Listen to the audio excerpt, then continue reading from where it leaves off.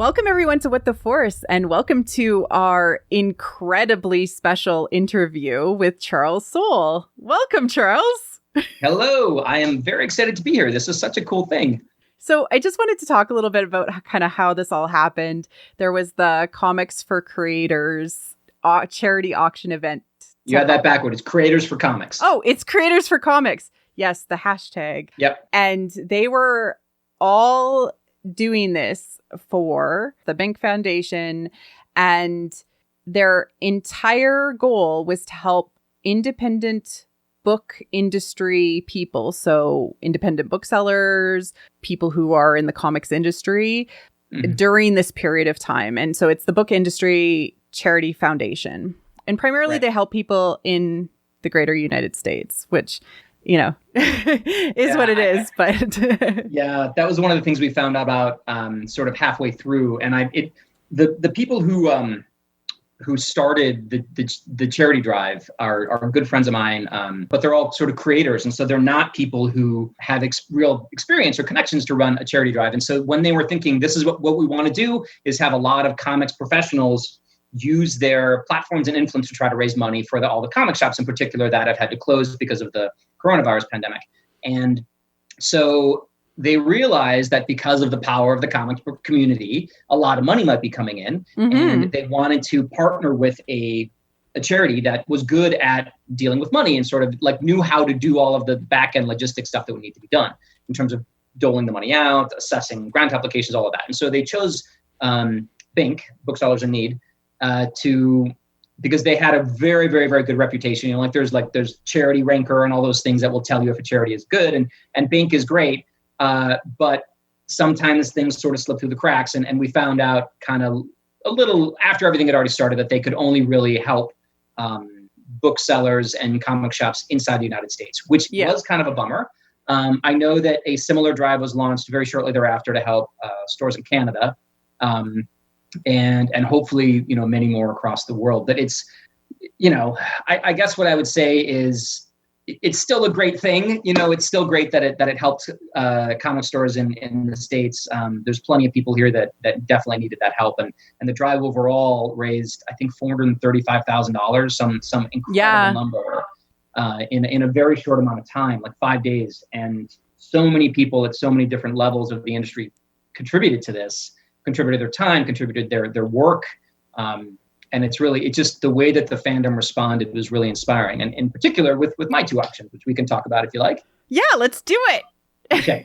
So I was my friend Sam Humphreys, who's one of the 4 people who organized the whole thing, reached out to me and said, "Hey, Charles, you know, we're doing this thing. It's very simple. You post something on Twitter that you're going to offer, and then people respond in the thread to say what they will bid on that thing that you're offering." And so I'm like, well, you know, I'm going to do 2 things, and they're both going to be Star Wars related because Star Wars fans are the best. And I love Star Wars. And, you know, at this moment, I am very well known for my Star Wars work. So why don't I mobilize that fan base? You know, I've done lots of other stuff, but Star Wars is one of the things I'm doing a lot of work in right now. So I said I would do a podcast interview because I get asked to do them pretty often, which is very flattering. But because of my workload, I generally am forced to say no. But I thought this would be a chance to just, you know, let the podcast owners put their money where their mouth was, so to speak. And so that sort of started, and it started doing pretty, you know, okay, not amazing, but pretty well, you know, a couple $100, $300, whatever. And then the other auction I did was for to write a new non-canon, unofficial, just me story about either Ben Solo or Kylo Ren. And one of the books I'm best known for right now is called The Rise of Kylo Ren, which was a Marvel comic that told how he turned his turn to the dark side, Ben Solo's turn to the dark side. So, and from that work, I knew that the Ben Solo fan base was extraordinary and extraordinarily motivated. And so I thought that would probably get some play. And that started to explode pretty quickly. As soon as Brad Wimple, who does the Friends of the Forest podcast, he was like, you know, I want to share it with more people because this is something, you know, Charles is an amazing writer and we want to see what we can get. And also Will, who did the art for Rise of Kylo. Will Sliney. Yeah. He offered to do some original pictures too, which I was like, wow, this is amazing.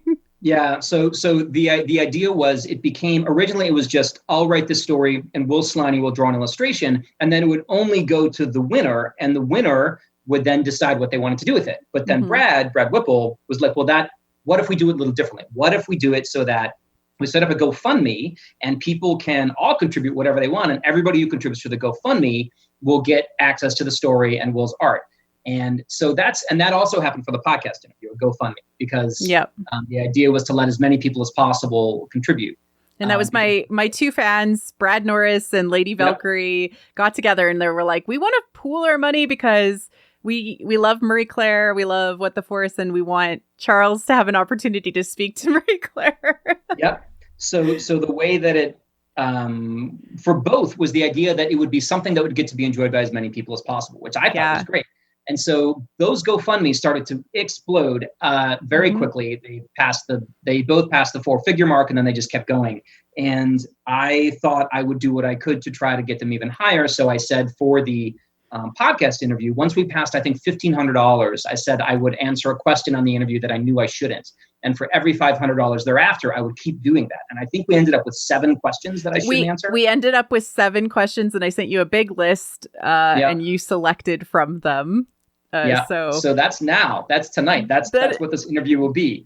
This is what this is, plus some other chat about other stuff. Of course, we'll talk about lots of things. But the podcast one ended up, I think, at like over $4,500, $4,600, like a huge amount of money. And then the Ben Solo story, I did something similar by saying that initially the story was going to be 500 words, but as we hit benchmarks in the contributions, Will Sliney would do additional drawings and I would make the story longer. So we ended up with a 1,500 word story with 3 beautiful illustrations from Will.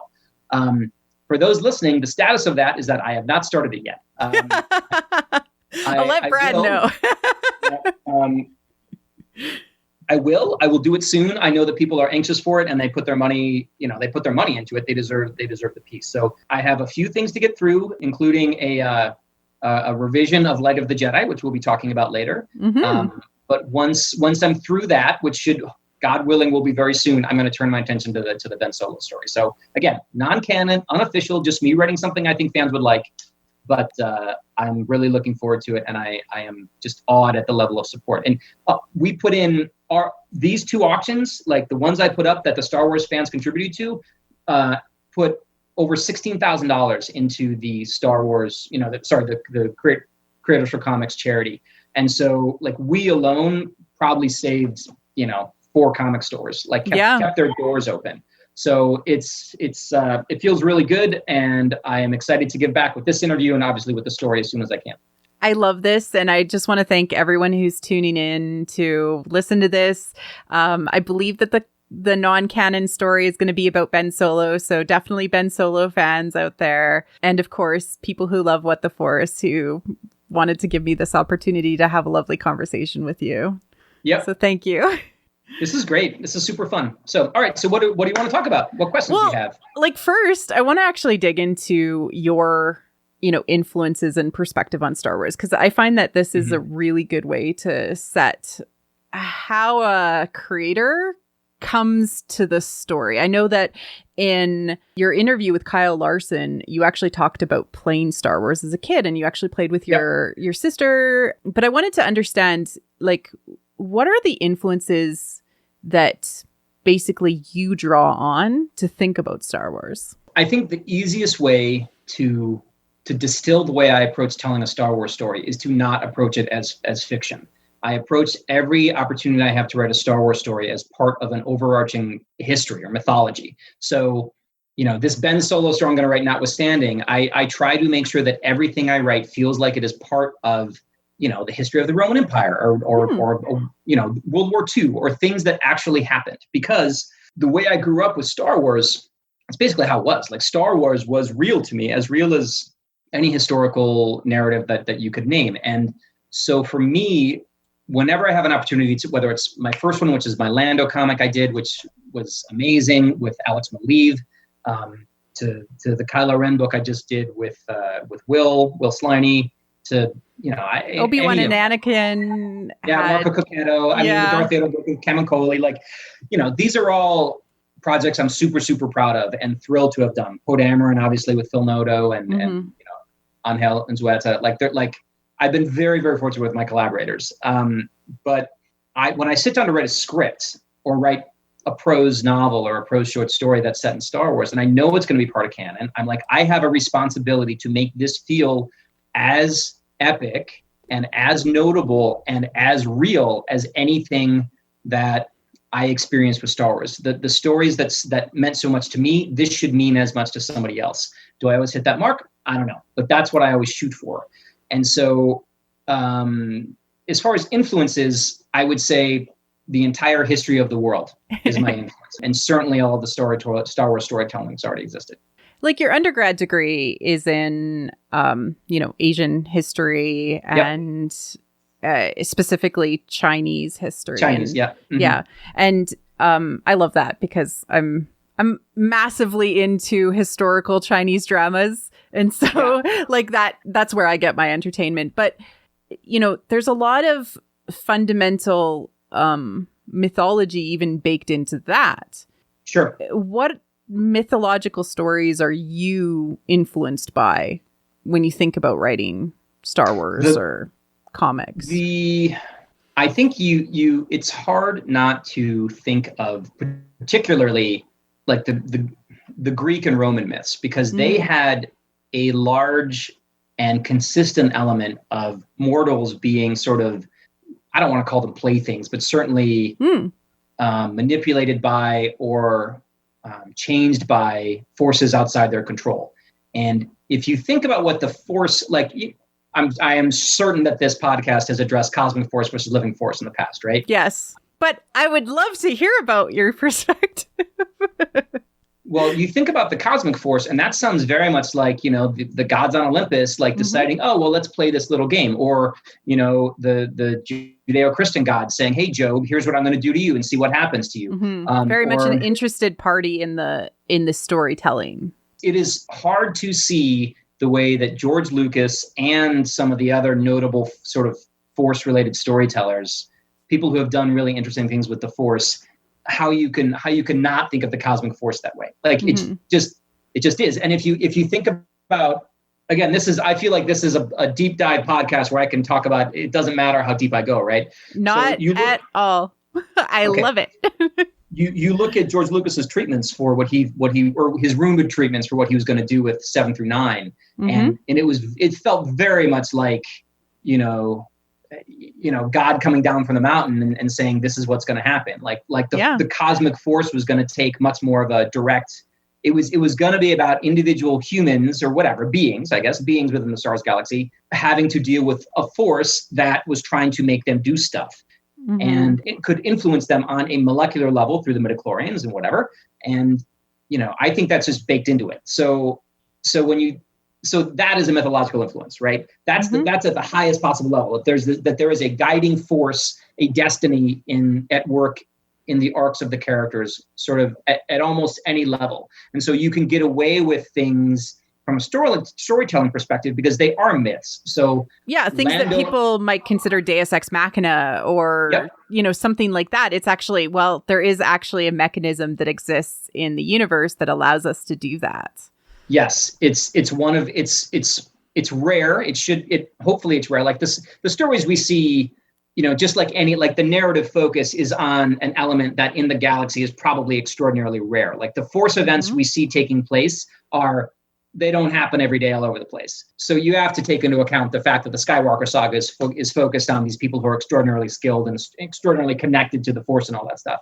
I don't know that the cosmic force is really paying attention to every single person in the galaxy at the same time, but on some level, probably. But like there are prime movers within the cosmic force, people that it focuses on. Like from a parallel perspective, that would be like the demigods. Like they are imbued with some of the godlike power, and thus they are more interesting to the god because they have a tighter connection to that god. It doesn't mean that the god doesn't care about everybody, but you don't think Poe Dameron, Lando Calrissian, Han Solo, Dexter Jettster, like these are the demigods of the, not Dexter Jettster. He's fine, but I do not think he's but like how about Jango Fett and Boba Fett, or like there are people who move through this galaxy that seem to be imbued with something else, and It's fun to write about them, and maybe they're just cool characters, but because of the mythological underpinnings of the Star Wars galaxy, it just feels different, and you can do stuff with it. So anyway, so those are influences, and then obviously it's like the real deal popcorn storytelling of adventure, whether it's in genre fiction to do with like pulps like and all that stuff, all those tropes, like, you know, you mix those two things up. You mix high level historical mythology with the most, like, literally the most badass, clever, cool, fun, exciting things you can think of, and that's kind of Star Wars. So are you influenced at all by like Joseph Campbell and his work? Yeah, I mean, the thing is, Joseph Campbell, by the time I got to there and knew who Joseph Campbell was and what his story was, it was already so integrated in so much other storytelling that I had read and experienced that I have not read Here with a Thousand Faces. I haven't gone back straight to the source, but I know what it says in part from like reading a summary of it, and also like reading so many other stories that use that sort of archetype that, you know, I mean, I know that's kind of lame to say that I know what it is because I've experienced it through its application in so many other stories, but like that arc is so ingrained in particularly Western storytelling that it's hard to, like, you just can't escape it. It's everywhere. The wise old master, the magic sword, like all of those things they're just everywhere. And they're powerful icons and totems. And I like using them as much as the next person. Yeah. It's, to me, it's, in the grand old tradition of storytelling, that's how you learned how to tell stories, was listening to other storytellers. Yeah. I mean, I think you start with learning how people who obey the rules do it, and how they tell their, like, the people, not obey the rules, the people who invented the rules. And then in time, you start seeing how other people use those rules and break them to tell stories in new ways. And then ideally, you figure out ways to either make brand new rules or iterate the rule breaking in a new way that feels fresh and cool. And still is meaningful to the reader, right? Because sometimes you can just break the rules to just break the rules, and that's not enjoyable because it doesn't align to what we need from a psychological perspective. But sometimes, like, I would say, do you like David Lynch at all? Yes. Okay, me too. Massive David Lynch fan. David Lynch does not give a shit about any rule ever. He just does whatever he wants to do. But to say that, like, Twin Peaks, that new Twin Peaks series that ran, it was nonsense. But to say it's not meaningful is not true. It's just the meaning of it is harder to divine, and it hits you at a level that is sort of below consciousness. It's primal. And so he's accessing deeper rules that I don't even think he could probably articulate. But he's using like symbolism, especially, and almost like like these things that speak to what our lizard brain version of ourselves that don't necessarily rise to the surface to consciousness. And that's a different approach than necessarily just breaking rules to be surprising or, Yeah, but you can do it even in Star Wars, to bring it back to what we're supposed to be talking about. Like, it's rare, but you can, like, you think about what Luke experiences when he goes into the cave in Dagobah, the tree cave. You think about what Rey experiences when she goes into the cave on Octo. Lots of caves in Star Wars, and that mirror vision she has, which is, it doesn't mean anything, but it also means everything. And so, like, those kind of, I think Luke's vision was much more clear cut. It's just those kind of, like, deep level lizard brain symbolism elements in Star Wars. It's harder to do because Star Wars is what it is. It is not Eraserhead. It's not Twin Peaks. But whenever it goes there, it still can work. Yes. What is important to keep in mind when you're handling the mythology, this, like, again, history, it's a long, long time ago, far, far away, right? It's what is important to keep in mind as a creator contributing to this, I don't know, mythic history? I think you have to be, like, respect is a big part of it. You need to respect the fact that you are not, as much as you want, if you want to do whatever you want, like literally anything you want, do it in your own playground, your own sandbox. Like Star Wars, you have a responsibility to what has come before in a way that is very different. Like, I've done a ton of work for Marvel and DC Comics, which is also a massive shared universe. Yep. But I think it is crucially important to respect all of the storytelling that's happened before you, no matter what it is. and whether it's comic, and that's the advantage of, honestly, I love working in this time period in Star Wars, and I think I love it more than I would have loved working in the EU era, because now every story counts. The stories that, like, Kylo Ren's turn to the dark side, I told that story, and that is the only version of it. And so that, to me, is an extraordinary responsibility to nail it in a way that, like, you know, I mean, I love Spider-Man, but we've seen his origin story, like, feels like a trillion times between movies and comics and all the different things, and it loses its power over time.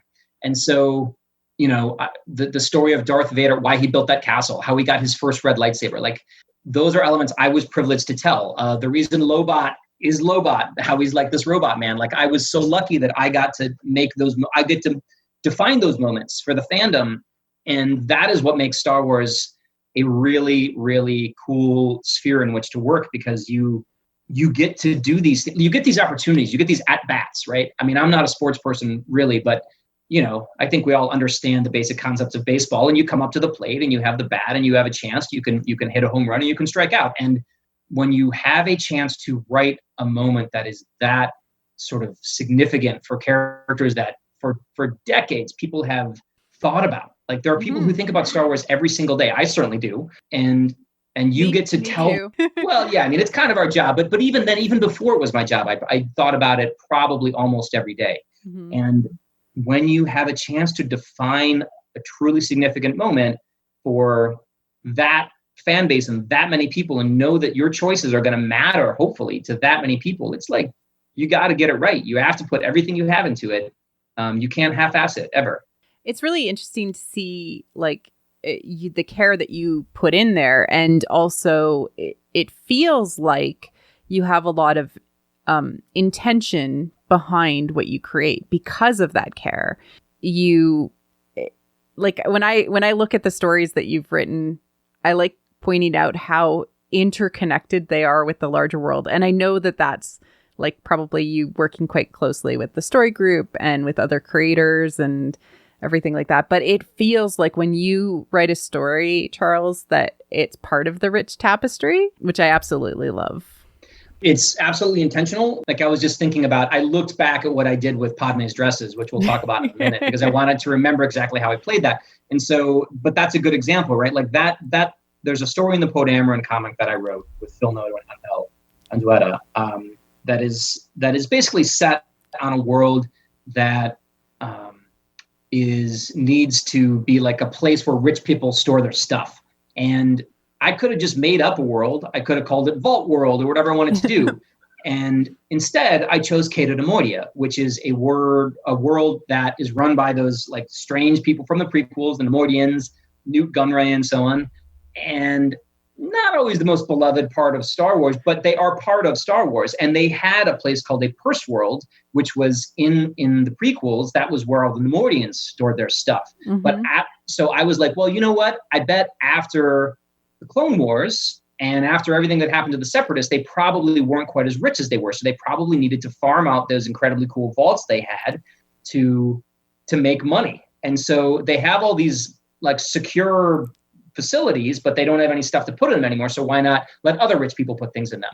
And so you fast forward from the last time we saw Nemoidians in the, like, sort of the prequel era to what they might be like in the sequel era. And you're like, well, okay, this is what I think they'd be doing.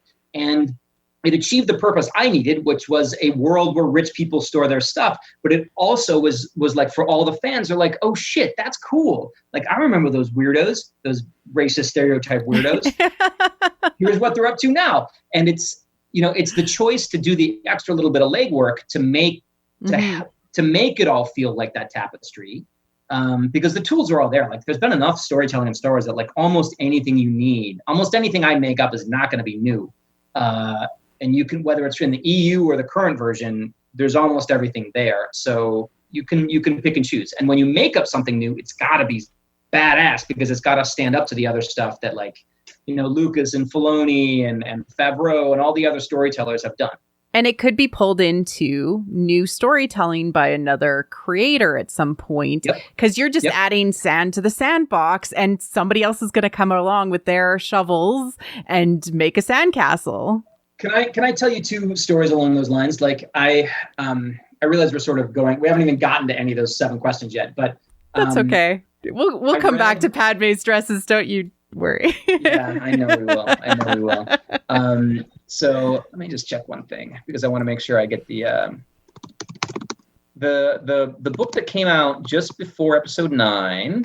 It wasn't called Resistance Reborn by Rebecca Rowan Horse. So I do my best, and I'm pretty good about reading all of the ancillary novels and like all of the fiction that is produced in Star Wars these days, because it's my job to know the canon at all levels. And so I read Resistance Reborn by Rebecca Rowan Horse, and it picks up like immediately after the end of my Poe Dameron comic and uses all these characters that I made up, and some I didn't. Obviously, I didn't make up Poe Dameron, but like her willingness to read my stories and then use elements from them in her story first made me feel awesome. Like I was so grateful that she would do that.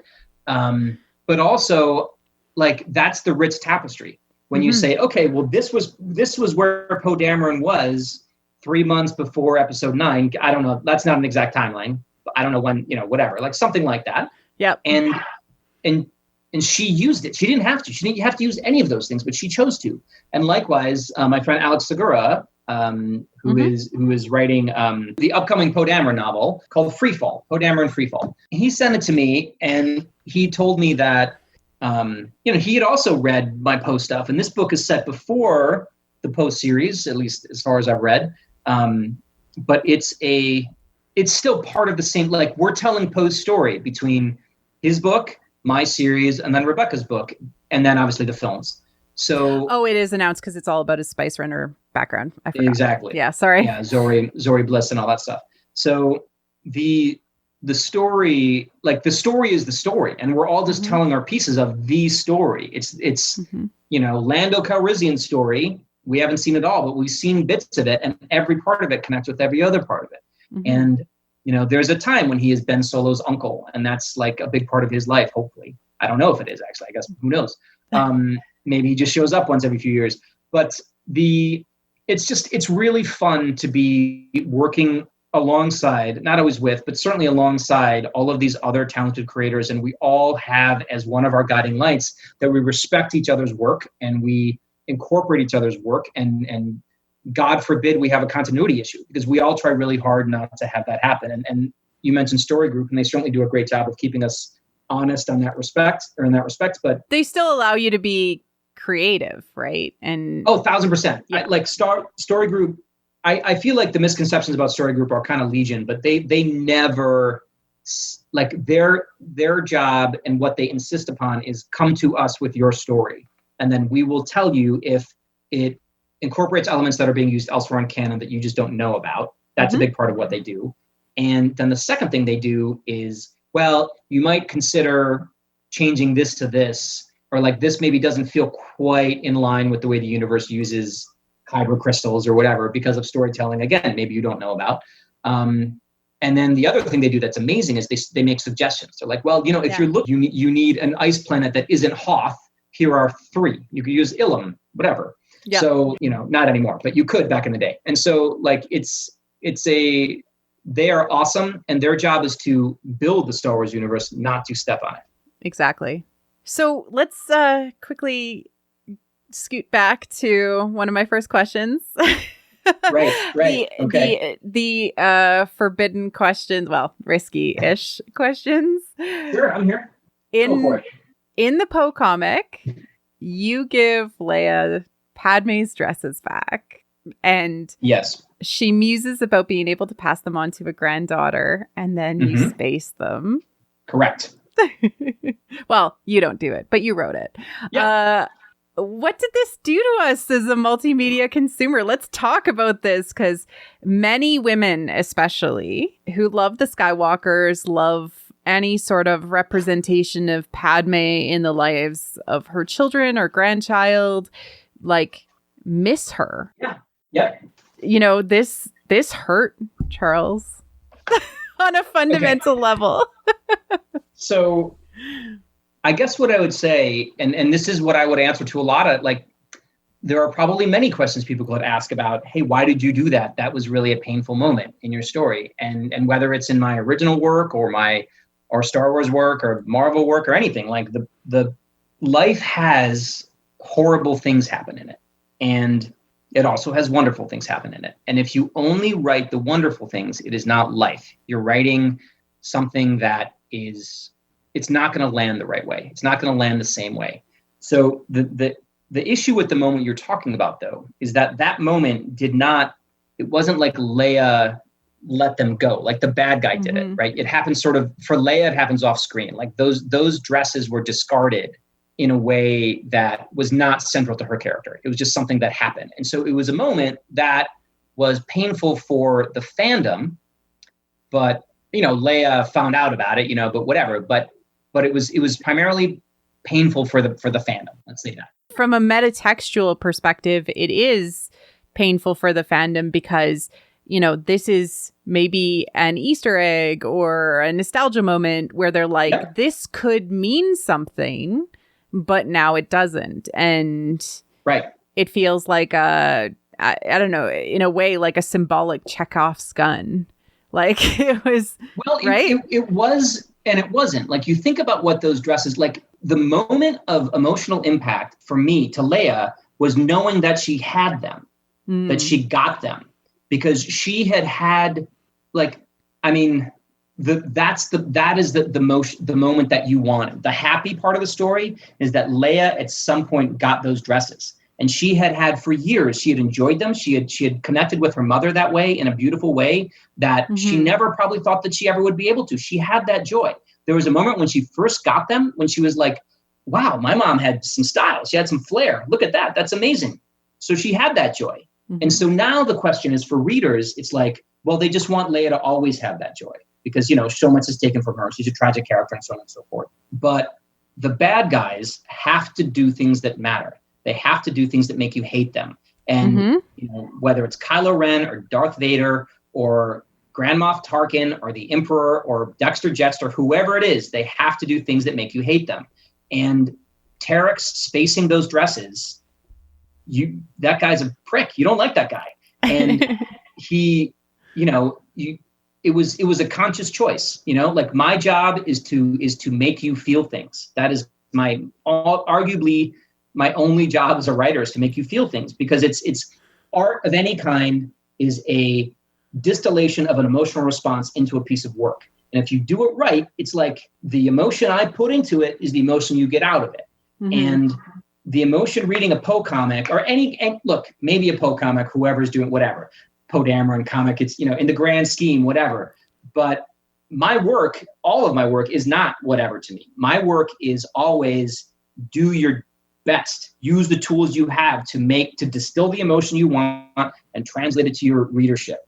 And I know people wanted those dresses to be around. Fine. They went into space. Maybe somebody picks them up at some point. Like they're not. I mean, somebody found Luke's hand / lightsaber. Yeah, they totally could be out there. They could be out there. They could be, like things can come back in Star Wars. Yes. But the fact that you're asking me about that moment years after I wrote it means, as far as I'm concerned, I did my job. Yeah, because you actually made us think about, okay, A, Leia, B, Padme, C, what is the potential of, especially to fans at the time, that was like, well, what does this mean? Like, will Leia ever have a grandchild? And we never get that answer. I'm not sure she will, unfortunately. I know, right? Given where the story currently is. Yeah, it seems a little unlikely.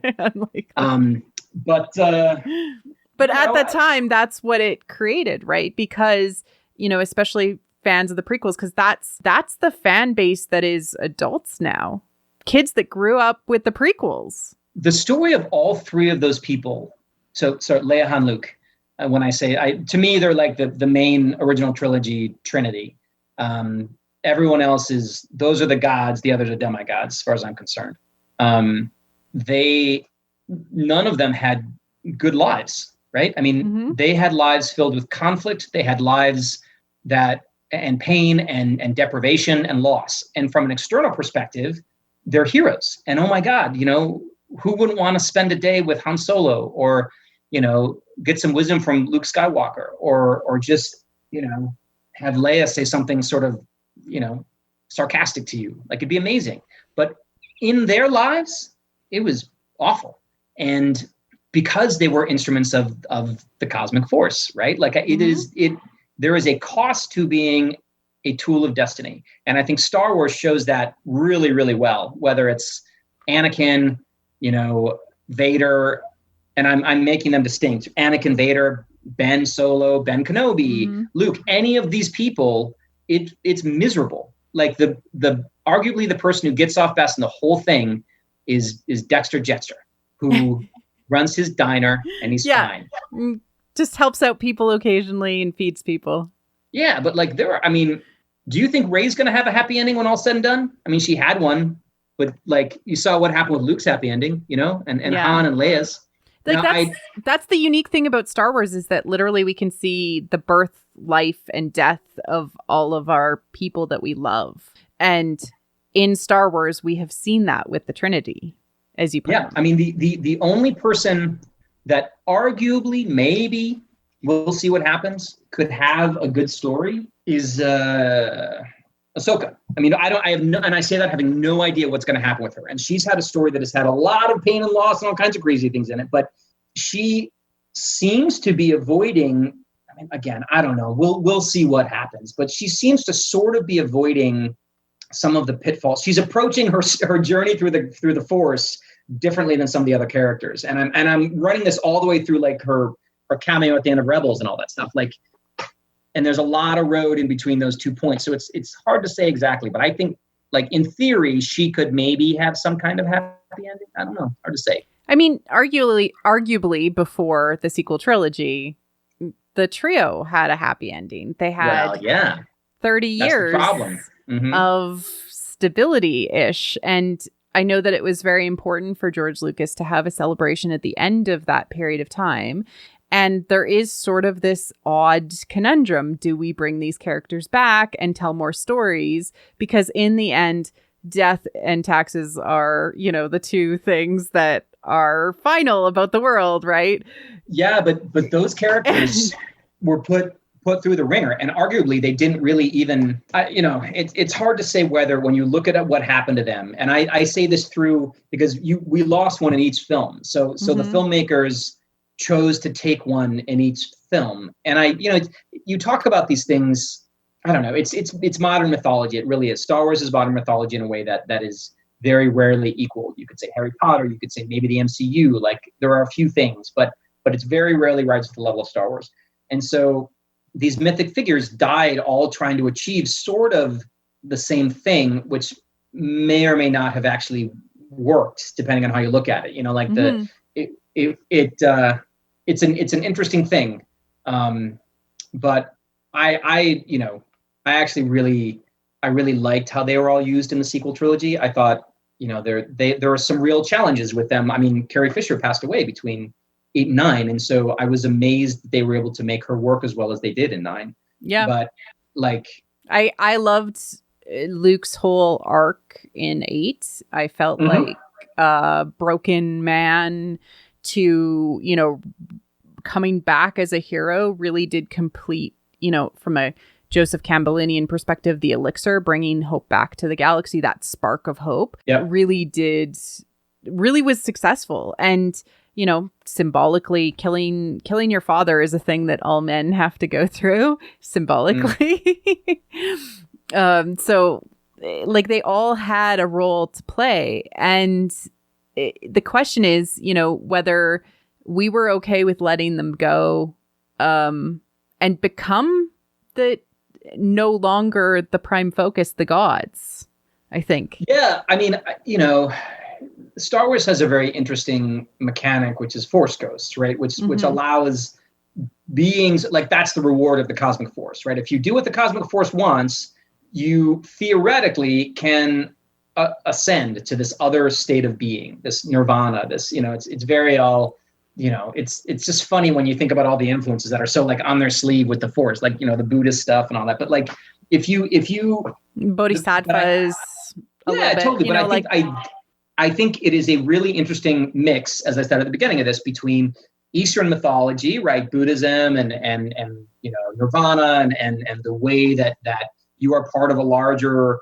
flow of the universe and nature, with the idea of in Roman and Greek mythology, which is where the gods will fuck with you. So yeah, it's a really interesting mix. And I don't know that he had cosmic force and living force.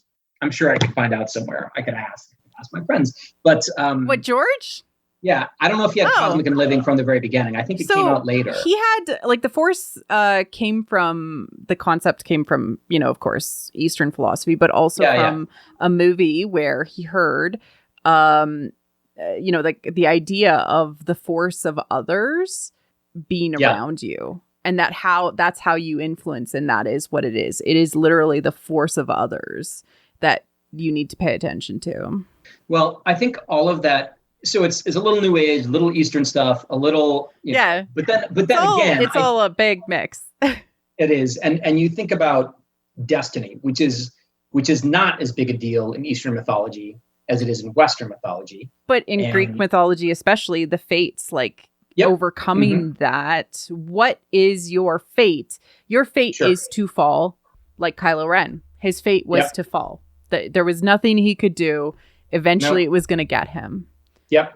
So, I don't know. This is the really sort of thing that makes it so resonant, is that he was able to achieve that synthesis between it just works. Like, it feels very real in a way that a lot of other storytelling doesn't. A lot of other things, try to tap into it, and it doesn't really get there. Like Willow, right? Willow's cool, but Willow doesn't get there in the same way as Star Wars does, which is, great. It's why we're sitting here talking about it. Like, why we raised $16,000 for charity is because we love, ideas are so resonant. We love this mythopia, and how it speaks to us. Yes. Yep. Yes. Absolutely. All right. You kind of brought it up, so I'm just going to get it out of the way. This is one of my questions, one of the risky ones. How did you, before you knew, whenever that was, how did you think The Rise of Skywalker was going to end? You as a storyteller. So how did I think it was going to end? So because of my job, I was mildly privileged to know some of the storytelling going into Rise of Skywalker ahead of time. Mm-hmm. I did not know the ending, but I knew a lot of the setup. And so what I thought would happen largely did. The good guys won. There was a massive space battle, because you always have to have a massive space battle. I guess technically it was sort of on a planet, but big space battle. There would be a significant death, if not more than one significant death. And then somehow there would be sort of a cool redemption moment that would hopefully require the bad guys to die. Like, the Emperor was going to die. The Emperor would come back and die. So I knew what happened in that movie was kind of what I thought was going to happen in that movie. It's all in the details, because choosing who Rey sees in that vision at the end, the Force Ghost, which obviously echoes the Force Ghost vision at the end of Return of the Jedi. It was Luke and Leia, and who had become sort of her surrogate parents at that moment, and it all kind of makes sense. But you could have chosen a lot of other people to put in that Force vision. When she has her "I am all the Jedi" moment, we've all heard, but the rumor was there was actual footage shot of some of the Jedi who might have appeared at that moment. And so they might have all been there, and that was in maybe one of the. I always thought that idea was from one of the original treatments of Return of the Jedi, where Lucas tossed around having all the Jedi kind of come back to life to help Luke save the day. I kind of thought that idea kind of came out of that, but maybe it was just very similar to what Lucas had been either way around. It landed. I liked that part quite a bit. I'm all the Jedi. Did it end the way I thought it would?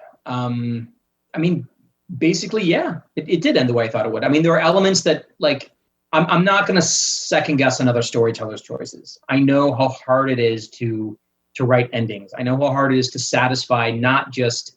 So he, JJ and Chris Terrio and his editor, all of those people had to create a story that was complete in and of itself, that was complete in and of the sequel trilogy, that was complete in and of a 9-film maxi series, whatever, nonology, that's even a word, and had to satisfy storytelling from Rebels and Clone Wars and all of these other places. It all had to be that thing, and it's really, really, really hard. I think I'm envisioning them sitting in their editing room with like a million toggle switches, and every toggle switch is a story choice, and they then have to decide what they're going to do about, do we show Leia training with Luke? Does Leia have her own lightsaber? And if so, how does Rey get it?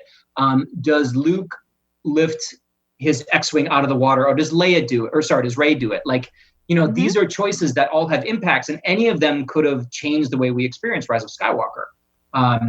So I know how hard it is, and I like they whatever. It ended the way I thought it was going to end, which was a good, happy ending for our heroes, with some loss along the way, and the possibility open for some cool new storytelling in the future. And I think it did what it had to do, but I struggle with how it maybe wasn't as cohesive as it needed to be.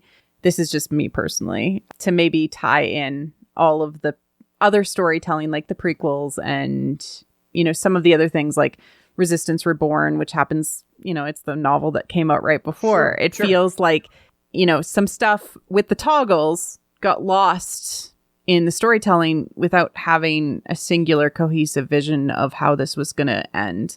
And I mean, I think that that's the hardest part for me personally, is that like, it was hard and now it ended.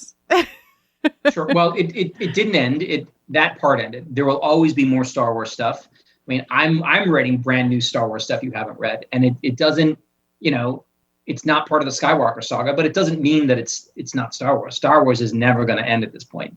And that movie 9 was never going to satisfy everyone. Like I personally, I loved Last Jedi. I thought it was extraordinary on many, many, many levels. There are things I would say like, well, I don't know if I'd have done it that way, but as a work, I adored it.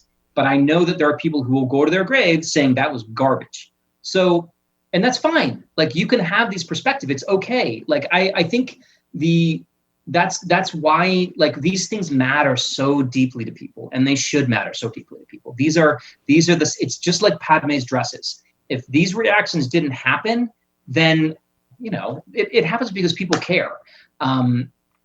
There was not a Star Wars movie in existence, or TV show, or comic, or anything where I, as a storyteller, wouldn't have made at least one different choice. But that doesn't mean that those choices shouldn't have been made in the other people's work. So, like, look, you don't have to love it, but it is still part of the story. Yes, it absolutely is. It absolutely is. And I bet there are moments in 9 that you're like, that's awesome. Whatever it is, whether it's Palpatine's gnarly fingers, which were pretty gnarly.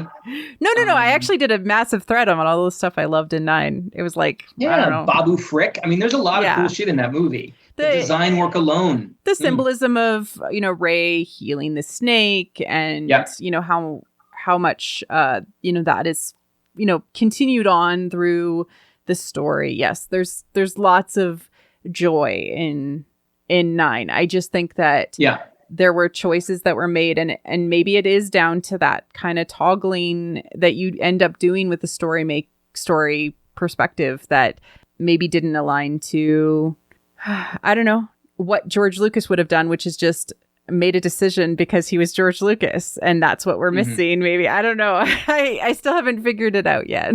Yeah, it's a challenging question, but I think there is extraordinary stuff in all of the sequel trilogy, every film, and I revisit them often. I think there's a lot of cool stuff to watch in all of them. I have my own Disney Plus subscription, and I haven't yet fired up. I guess it comes out tomorrow. Rise of Skywalker is out tomorrow. It's up May 4th. Yeah, and I'm looking forward to it. I mean, what I might do with my, I don't know if I have time. What I'd like to do, in theory, is just blow through the sequel trilogy, just watch them 7, 8, 9, and just have a good time, and sort of see how it feels watching them that way. So, we'll see if time permits, but I'd like to. I mean, it was a choice to have an atonement by death for Ben Solo, and like, it feels like a very Western media choice. to have this done is one that. of our forbidden questions, right? So we just get to it. So this is okay. I feel like this is a good lean in because we're already talking about 9. I do too. Like Ben Solo is, one of the case studies, but also Vader. Like, we are driven to have atonement by death rather than living atonement in Western media. And like, why is this? Why is this the way when, it feels like it would be more healing to an audience to have living atonement? And we only have one in Star Wars, by the way. I think we have more than one. I think Ben Kenobi did it. I think Yoda did it. Were they ever on the dark side? Like, no, but they made significant mistakes. I would say that the only one that who had done something significant was Callus, because he had basically participated in a genocide. So like that level. I don't know. Like, look, atonement is personal. And I don't think Ben Kenobi or Yoda would have sequestered themselves, or Luke for that matter, would have exiled themselves. Like, failure to see an emerging problem is still a failure. And whether you agree with that they should have punished themselves for it, they certainly felt like they should. I mean, all 3 of those characters exiled themselves from the life of the galaxy, exiled themselves from the ability to use their extraordinary gifts to help people. But they're never considered villains. They were never considered evil. But they made mistakes and atoned for them through living. Yes. Is what I'm getting at. Okay. And I think their mistakes, if they weren't villains, they certainly caused the death of Obi-Wan and Yoda, depending on how you look at it, created Vader. Yeah. And their mistakes, Yoda's especially downfall of the Jedi for not foreseeing what was going to happen. Yes. Yeah. And Luke, he is presented very clearly as a person who was instrumental in the fall of Kylo Ren, or fall of Ben Solo. Now, to say that those things happen on their own, of course they didn't. Palpatine, Snoke, which is Palpatine, whatever. There were other actors involved, but those people, I think, were set to atone through life. But your point is still very well taken. And I think one of the reasons it's satisfying in a narrative way in films, particularly at the end of a trilogy, is that it's quick, it's easy, it's done. And it's, the bad guy, the person who they make an epic sacrifice to make up for everything they've done. And they give the biggest thing they have to give, which is their life, which hopefully will outweigh whatever bad they've done. And there's a lot of drama in that.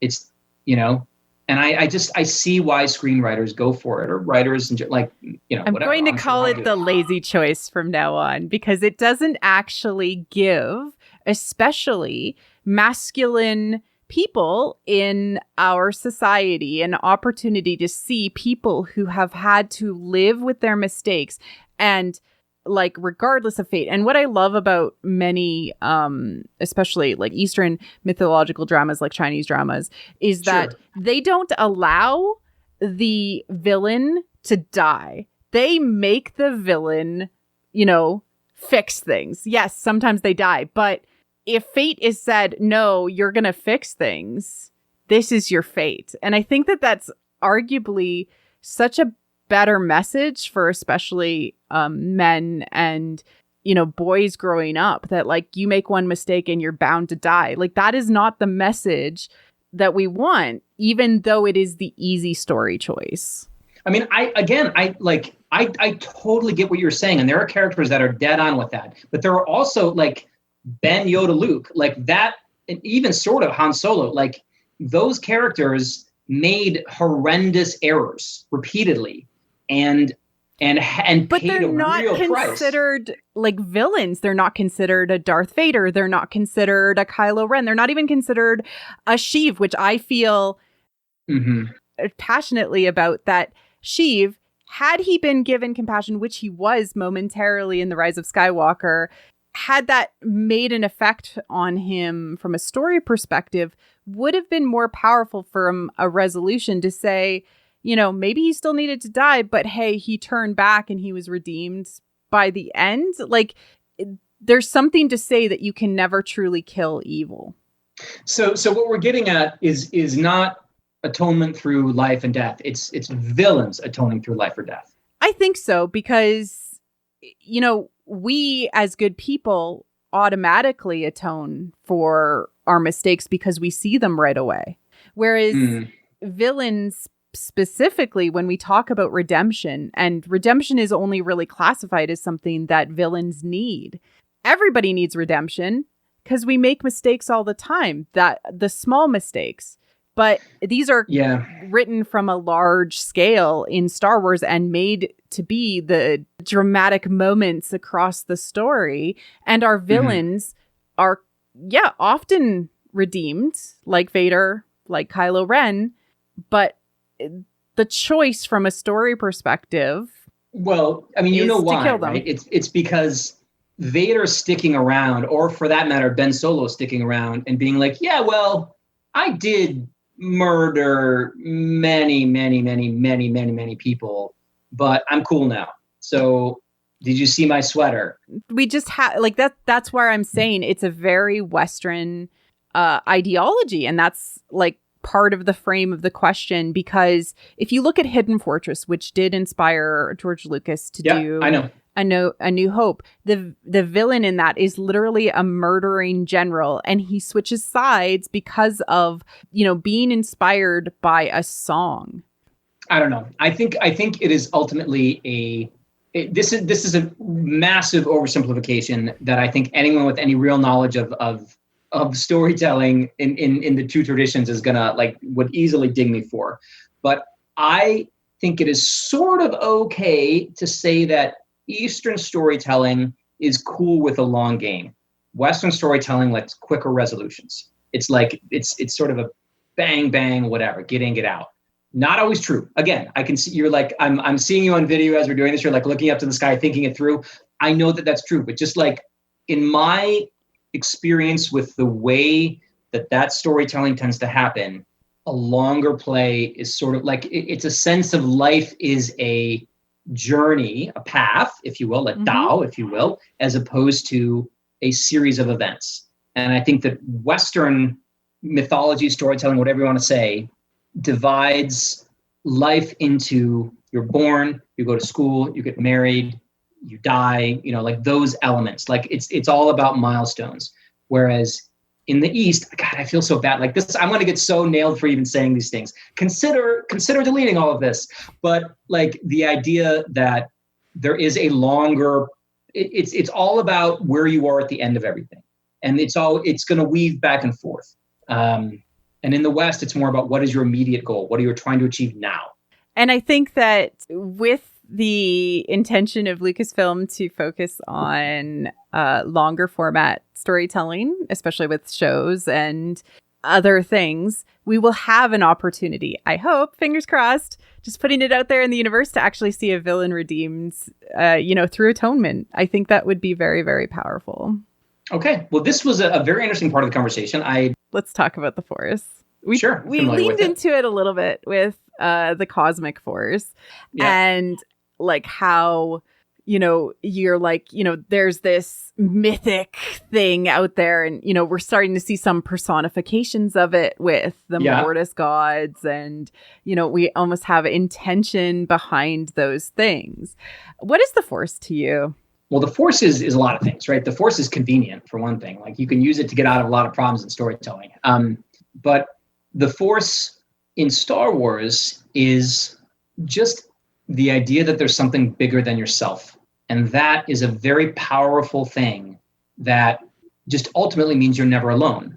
And like just knowing that and believing that and feeling that can make a lot of difference in an individual's life. Just feeling that they are not alone. And whether that's, whatever your religious background is, if you have a religious background, whatever your faith-based situation is, believing you're not alone, I think is really at the core of it, at the heart of it. And whether you believe in fate or destiny or anything, it's really just like there's something else out there that's above me that at least has some level of interest in me and kind of what I'm up to. Mm-hmm. And so I think at its core, that's the Force. Then there are the sort of fiddly bits around it, which are that some people can ask the Force for favors, and the Force will answer those requests and do things for people. And then the other side of it is that, which is the living force, of course. And then the cosmic force is that other out there has an interest in you and might nudge you in one direction or another based on what it thinks the galaxy should be up to, or what thinks it should happen next. And the duality of that, is the dark and light, the yin yang, the male female, like all of those things are part of the force too. But I think mainly it's about not being alone. Pablo Hidalgo will say a lot. If you talk to him, he'll be like, I think everybody's got the force a little bit. Yeah. Just they use it different ways. And I think that's like, imagine how nice that would be. It's sort of like, God exists because the force exists. And depending whatever level you believe in it, like, it's just so you just have that level of surety. And I guarantee there are force atheists in Star Wars. People who are like, the force. I mean, Han was for the original trilogy. A great point. Or actually that poor, was it Piet? The guy that Vader chokes. He's like, you and your superstitions is a bunch of crap. And then promptly, but, so clearly there are force atheists. But there's also like, there's a place where you could have demonstrative proof that sort of, there's something to believe in. There's something outside of you. There's something there. You're not alone. And that, I think, is kind of a nice, one of the things that really resonates. It's a beautiful thing about the force. So how do you use it in the story? I know you say it already carefully, but you infuse it in the story, and you can almost feel it with some of the things. Like you mentioned Lando not really being a force user, but being influenced by the force because he is one of the pawns in the gods' play of what is happening. I think overt uses of the force, you need to be kind of, not about careful about it, but like, the Jedi are the Jedi and the Sith are the Sith, and they're special for a reason. When you start bringing in people who can use the force beyond that, and I'm not saying you shouldn't, but like whether it's Bendu or the Night Sisters or whatever, there's just something about Star Wars that is intimately connected to Jedi, Sith, lightsabers. And I kind of think that that's like non-democratic. Like it should be bigger than that. But I also love Jedi and Sith and lightsabers, and so many people do, and they are, because they're awesome. They're just Star Wars. They're such an identifier of what Star Wars is. And I wrote a comic, Poe Dameron, which ran for many issues, 36 issues, something like that, a long, long time, and it didn't have a single lightsaber in it, I believe. And it worked. It was a great story. It was fun. Some dresses got destroyed, but other than that, it was great. It had one of my favorite moments in all of Star Wars. Do tell. R2-D2 and BB-8 talking about their own war experiences, because I'm a massive droid advocate, and I love them, and the fact that they have their own internal thoughts and feelings, and yet also can experience pain, and yet are the lowest people in any social structure is really meaningful from a metaphor perspective for our society. I love it. So I was really proud of that issue. I'm very, very, very lucky in my Star Wars storytelling, because I can take some risks and I can do some things that are outside the box a little bit. And I guess I've earned the rope with which to hang myself to a degree.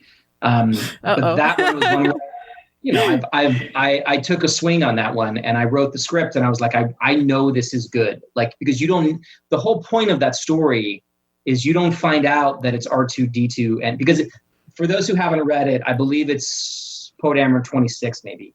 But it's one of the last ones. I think it's the last one where they're basically post TLJ, and I think they're having 26. This conversation. 26 or 27 or 28, somewhere in there. But you have it's a retelling rather of the Battle of Starkiller Base, and it sounds like it's two pilots talking to each other, and they're like, man, that was crazy, and one of them is all like, wow, I couldn't believe I survived. Like, there was lasers everywhere, it was insane, yeah. And then the other guy, who's like a veteran, is like, yeah, those battles, they're crazy, they really rip you up, you just have to stay steady, and so on. And it's so like, it's like this old veteran, and then this kind of young exuberant person who's still kind of riding high off the fact that he survived. And then you get to around halfway through the issue, and you turn the page and you realize the whole story you've been hearing, this whole retelling of Starkiller Base, was BB-8 telling R2-D2 what it was like to be in Poe's X-Wing. I loved how respectful BB-8 was. Yeah. And then C-3PO promptly comes up and says, "Shut up, you two! You're talking too much. We have a lot to do. We're trying to, trying to get some stuff done over here. Shut up." Rey's reading the Jedi text with translation from C-3PO, which is also a really cool moment. Well, look, I mean, that's the thing. Like the tools, the toys you have to play with are so impactful and meaningful, and you get a chance to do these moments, and they don't always land that well, but sometimes they do. And when they do, you're like, yeah, I did it. I loved your entire Vader run. Poe comic, I loved. Obi-Wan and Anakin, but your Vader run specifically really spoke to me. There's some meta moments where like Vader builds 9 castles and he's like, there's not going to be a 10th, and it's like, are you seriously making reference to the 9 saga movies? Okay. I mean, look, 9 is a very powerful number in Star Wars. There's a lot of 9 symbolism that I am very aware of, and I don't want to even talk about it too much because there's stuff I want to do. I won't get you in trouble, but it is very cool. Yeah, there's a lot of 9 related symbolism. It's a powerful number in general, but it's neat that it exists, and I try to sort of throw it in when I can in Star Wars stuff. But I the Vader run. Anyway, you're going to ask a question. Go ahead. I don't want to interrupt. Well, just in general, the Vader run itself was very powerful because it takes off right at Revenge of the Sith and that moment, and it's like moments later we almost see the crossover, etc. And it touches through kind of this intro period of new Vader where he is having to deal with his new life, what he is all about, proving himself to his new master in many ways, which we had the 2015 run before that where it was almost like he's trying to decide if he still wants to be under the yoke and kind of his own plans and things like that. This one came out after, and it's new baby Vader. What is it like writing Vader? Because that's always something I'm like, how do you get into his head? Well, I think because Lords of the Sith did an amazing job of that behind the scenes. Yeah, I love that book. For me, it was about somebody who is just seething all the time, just is so furious at what his life has become, and knows what it could have been, and knows that if he had made different choices, if he had done, he's extraordinarily aware of all of his mistakes at every moment of his life, every step he takes with those robot legs, every breath he takes with his ventilator, he is aware, he is reminded of his many, many, many mistakes. So imagine if, every time you, I don't know, your most regrettable ex was your phone background, right? Every time you open your phone, you'd see that photograph, or whatever the thing is. He literally is imprisoned inside a coffin of his own mistakes. And so that's kind of part one. And he doesn't want to talk about it. He doesn't want to talk about anything to anyone. He just wants to be pissed off. And the only thing that makes him feel kind of okay, not even okay, is when he is externalizing that rage. It's like he's lancing a boil. And so he always goes for the thing that will cause the most pain to other people in hope that it will somehow take away some of the fire that's burning within him. So that's how I wrote him at that time, immediately after episode 3, which I think is correct for him. By the time we get to Kieran's run or episode 4 or some of the stuff we see, he's much colder. And the point of my Vader run was to have him literally on fire, so to speak, at the beginning of the run. And then by the end, the fire is out. He's a burnt down cinder. The Darkside has said, all right, man, calm down. This is who you are now. Accept it. He does accept it, and then he moves forward. And for 30 years, he's just this horrible thing that has no goals of his own, has no real sense of himself as a person. Mm-hmm. And then once he realizes that he has a son and the son is alive, the equation totally changes for him, which is illustrated so well in Kieran's run. Yeah, which I love that you sort of show how he exists and he's almost dead. Like you said, he's in a walking coffin. And symbolically, dead things can't really learn unless they are given Sure. new life. And that is what Luke represents. And that's what we get to at the end of the Vader run that you did, which is this light, this hope that exists, but he doesn't understand it or can't even process what it is. Yeah. So this is another question, and this is going to... I shouldn't answer? Right. The one you shouldn't answer, and this one is going to get you because you're... we'll have to, I guess, walk carefully. So... the place Vader goes to during his meditation is like his own version of Ezra's World Between Worlds or the Tree on Dagobah. These are places that Dave Filoni has talked about quite a bit. Mortis being much like the Tree in Dagobah, and Ezra's World Between Worlds being compared to Mortis. So eventually he goes through the Force in this gate that he builds with Momin's directions. Lord Momin, yep. Yep. And the world mirrors this, but it's not quite that. So what is his meditation place for him? And what is this place that is different within this gate? So that place is essentially the dark side, as far as I'm concerned. What I will say before I even answer this question is that I've been asked this question a lot, and I'm extremely reluctant to answer it because I think that, creators who explain their stories to too much of a degree, it cheapens them a little bit. But that said, I said I would do this. It's for charity. So in my opinion, not in my opinion, I mean, I wrote it. These are the choices I made. However, if people feel differently about it, that's kind of valid too. It is what it is. I think that if you can take something from a story that's maybe the creator didn't intend, that's also really, really important and special. I agree. I agree 1,000%. 1,000%. So to say what I believed that final issue of Vader was the Darkside speaking directly to Anakin Skywalker, saying Anakin Skywalker is dead, and everything that was part of Anakin Skywalker is always going to be dead, whether it's Padme, Shmi, you name it, it's over. You have got to move on to the next phase of your life because the dark side, the cosmic force, dark side, whatever, require this of you. And this is your time to do it. And it was almost like an intervention. The dark side did an intervention with Vader saying, look, get over it, man. And it worked because by the end of that, he, the first word he says in that series is no. It's the famous no from the end of Revenge of the Sith. The no, he says no. The last word of the Vader series is yes. And it's extremely purposeful because he goes from no to yes.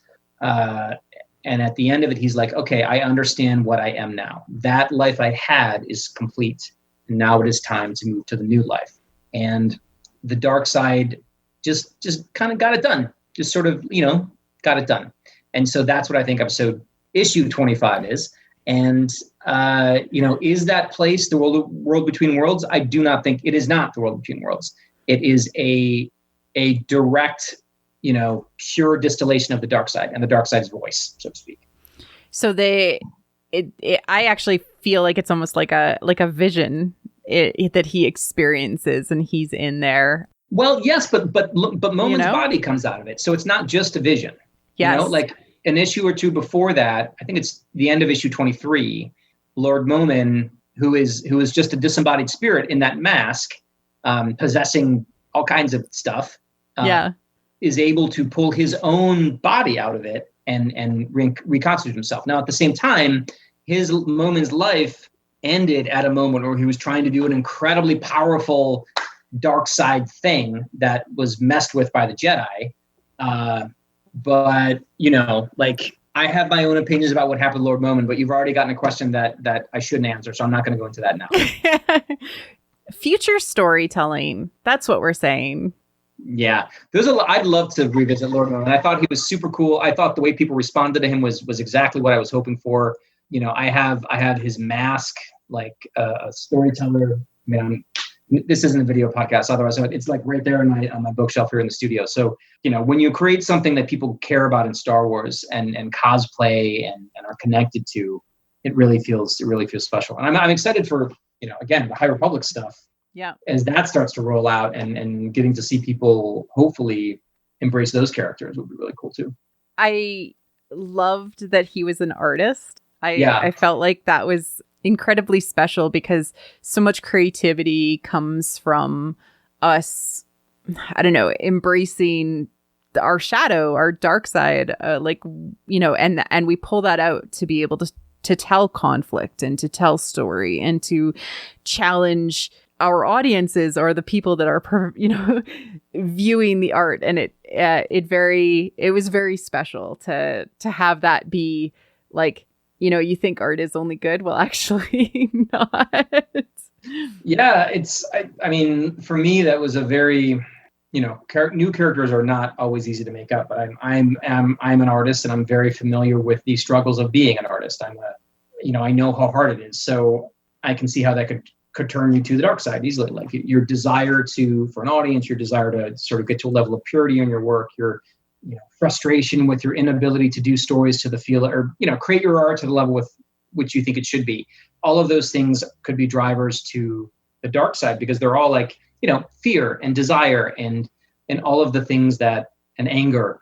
They're all of the things that are right on those paths to the dark side. So making a Sith artist seemed like a no-brainer for me. Not a self-insert though, right? No.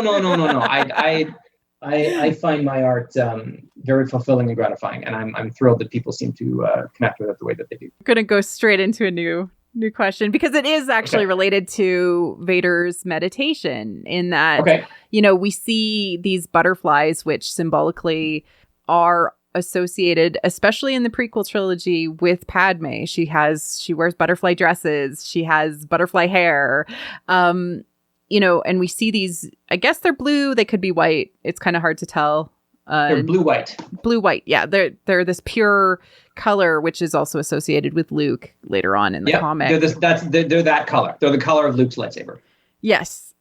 And so she exists in his meditation, that moment. I think it's issue 8, where he is meditating and there's these butterflies.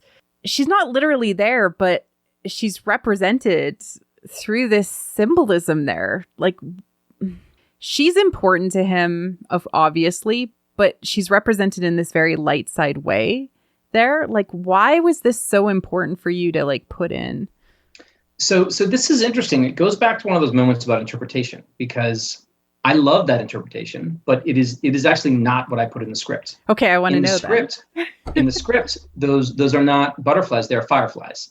And they, in my version of it, all they're supposed to represent is just the light side, the little remnants of the light side sort of flitting around Vader's head, annoying him.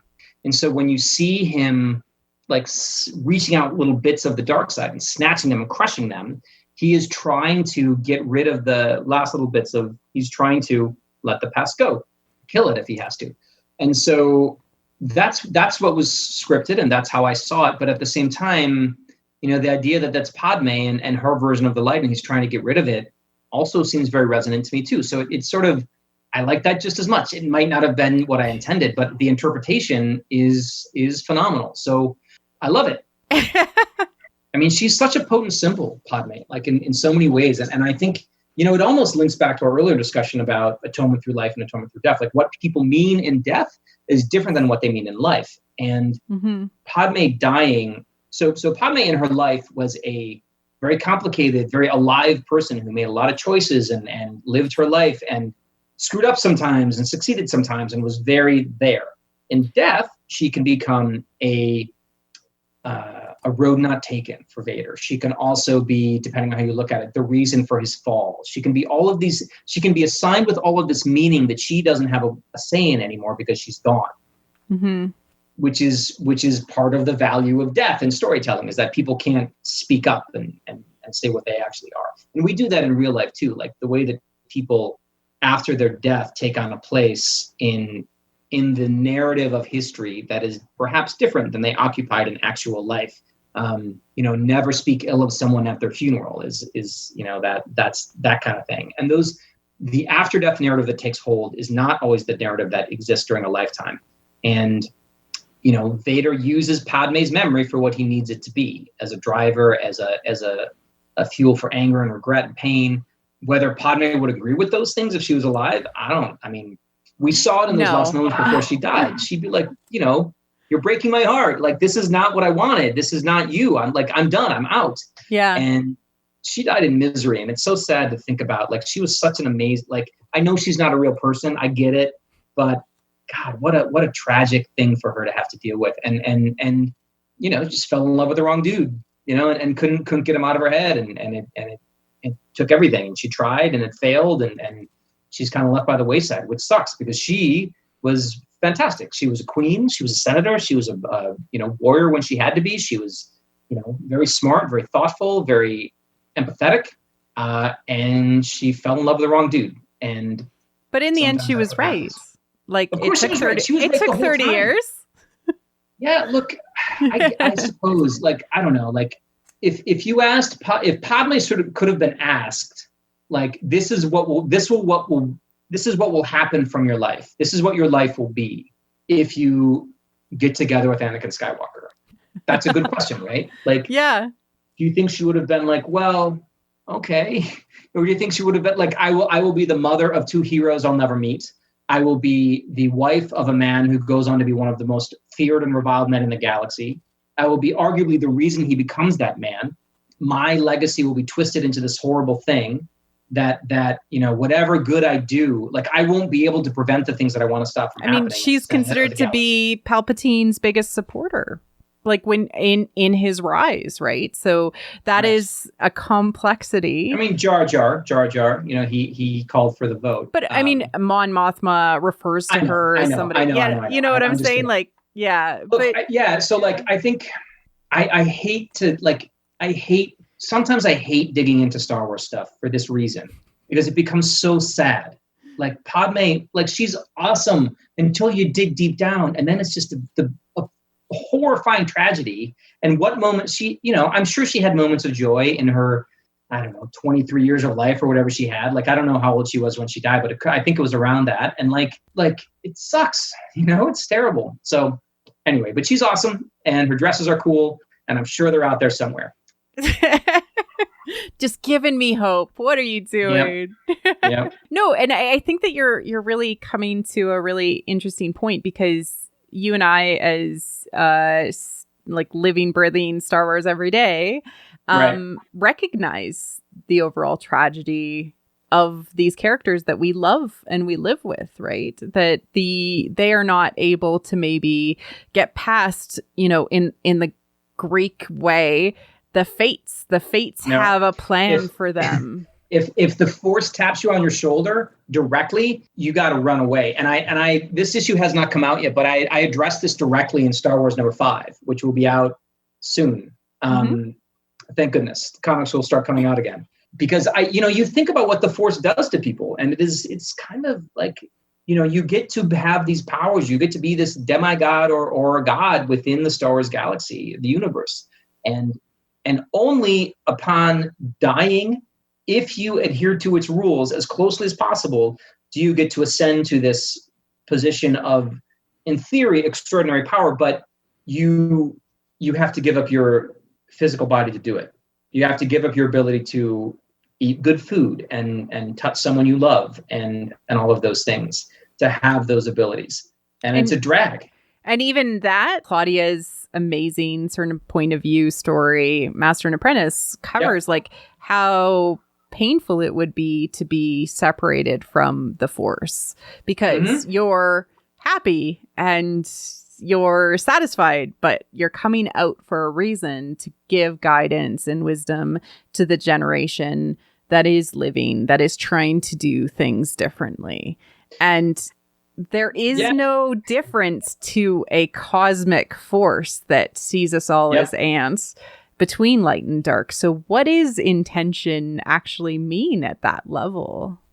Yeah, it gets really deep, and at a certain point, like, Star Wars is supposed to be a blast to watch, and by and large it really is. Like, you see these people in their moments of extraordinary, like, this is kind of why you don't do a sequel trilogy, right? This is why, because when you see what happens to Luke, Leia, and Han, is that awesome? Like, is anyone sort of, it's kind of a bummer. And there are, it doesn't always have to be that way, but I sort of respect the way the sequel trilogy adhered to that idea, because like when destiny comes calling, it's not always a good thing. You have to do it, because the thing is, okay, this is the real deal with this for me, is that yes, the people that we see as the main actors within Star Wars, like Destiny actors, not Mark Hamill, whatever, are people who went through extraordinary tragedy in their own personal lives. The cosmic force tapped them on their shoulder, and their personal lives became ruined. Whether it's Obi-Wan, Yoda, like they all, it wasn't great. I mean, Yoda, you could argue, because he was alive for 900 years and he probably had a bunch of good times. But by and large, it's rough. I mean, Chewbacca, like poor Chewbacca, but by their actions, the lives of trillions of people were improved. So people who the cosmic force doesn't even think about. And that's what the cosmic force is. The cosmic force is, I don't care about Luke Skywalker's individual life. I care about the trillions of people whose lives can be improved by Luke Skywalker's sacrifices. And so it will give you things to achieve what it wants, but you're not really the goal. You are not the point of the cosmic force's aims. It's the trillions. So it's beautiful, but it's also kind of intense. But that's why the stories are compelling, because you're seeing people being shattered by this thing larger than themselves for millions of people, trillions of people they'll never meet. Yeah, like in essence, we have leaned into like the tragic hero part of Greek tragedy, where you have the choir who is literally saying, like, this is going to be difficult for everybody. Just as a reminder, we're emphasizing the emotions, but tragedies, specifically Greek tragedies, have a cathartic force behind them, in that when we experience them together, we have a catharsis to do with that tragedy happening. I think that there's also a place for fairy tale and comedy, and maybe that was the original intention behind George Lucas, but we've leaned heavily into that tragedy aspect in Star Wars, which is really, really interesting. Look, I mean, these are stories for kids, right? But when you think about the storytelling choices that are being made, they're remarkably consistent along the lines of which we're talking about. Is that these are people who, they are instruments of destiny, and they suffer for it, which is kind of a cool set of storytelling. Like, I kind of dig it. I mean, I dig it. I'm writing those stories, but like. But is it any longer for kids? If that's. Yeah, absolutely, it's for kids. Absolutely, I don't know.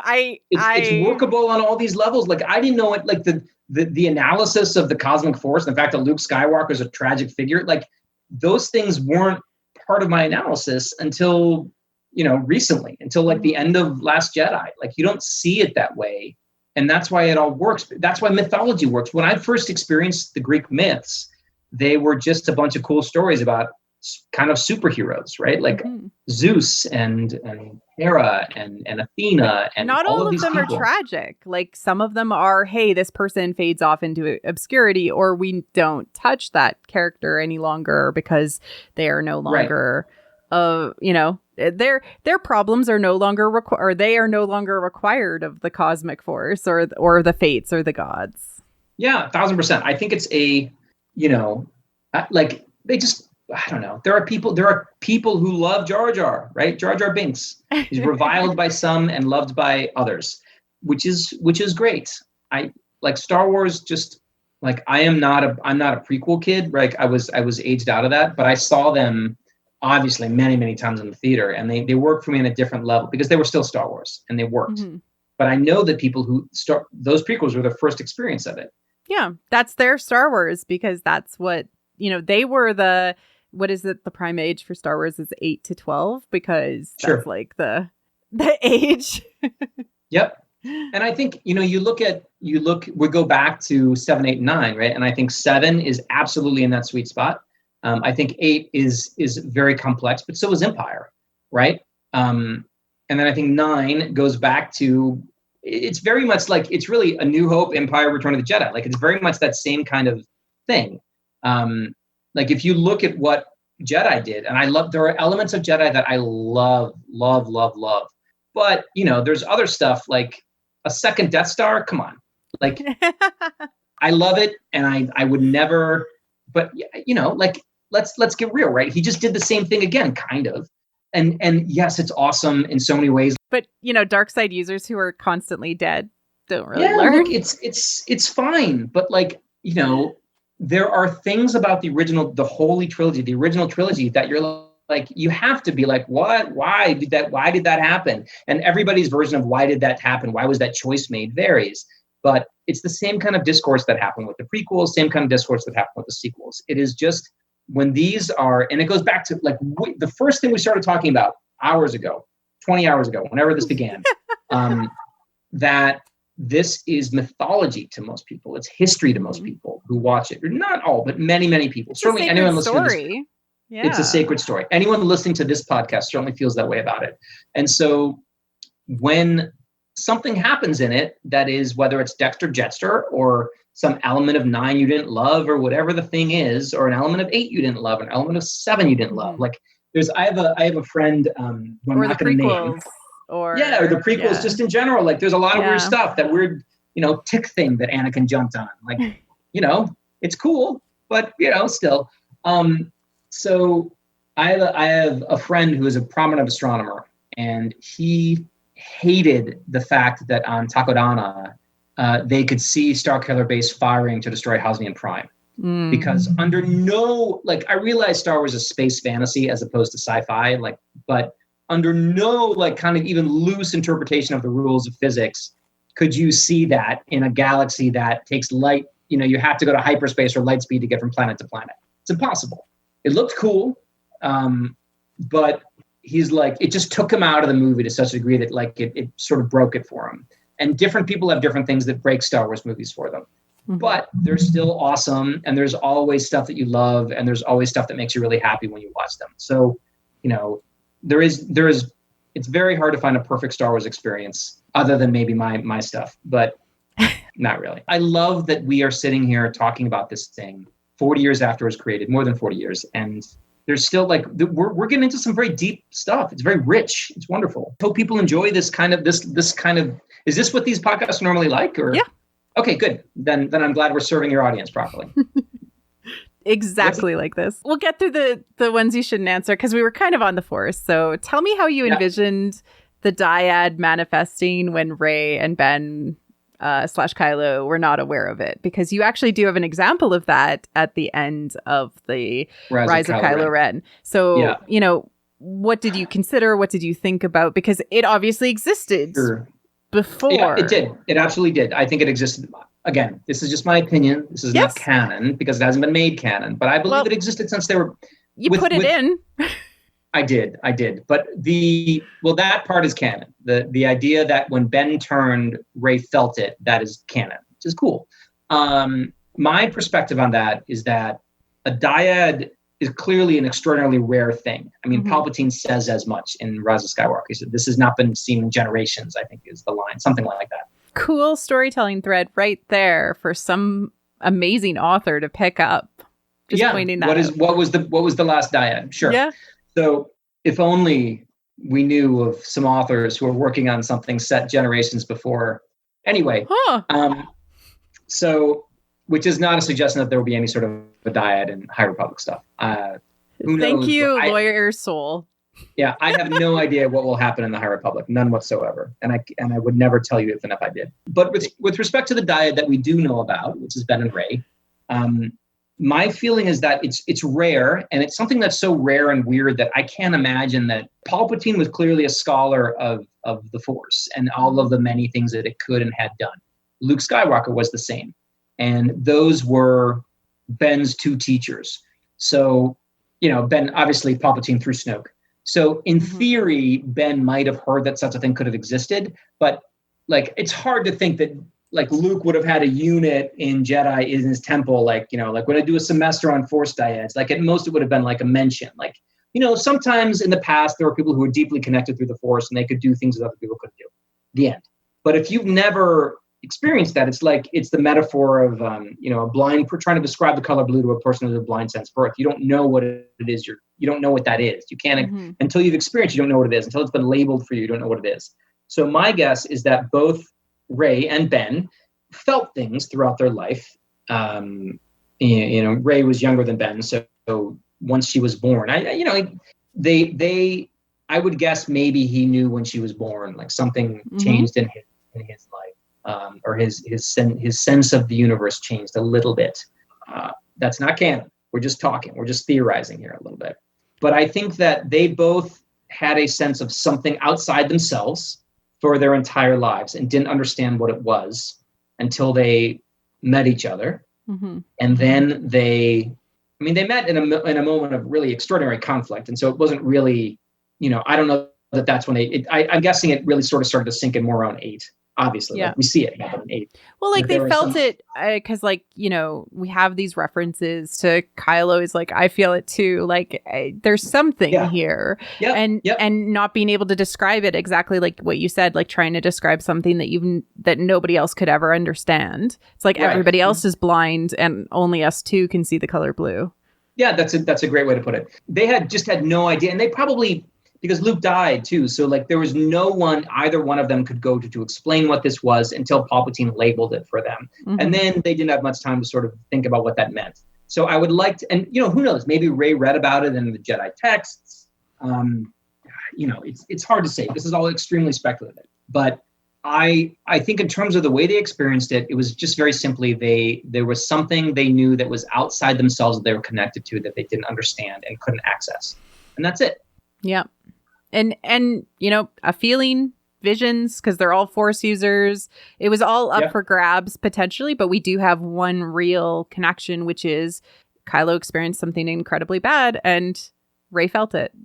Yes.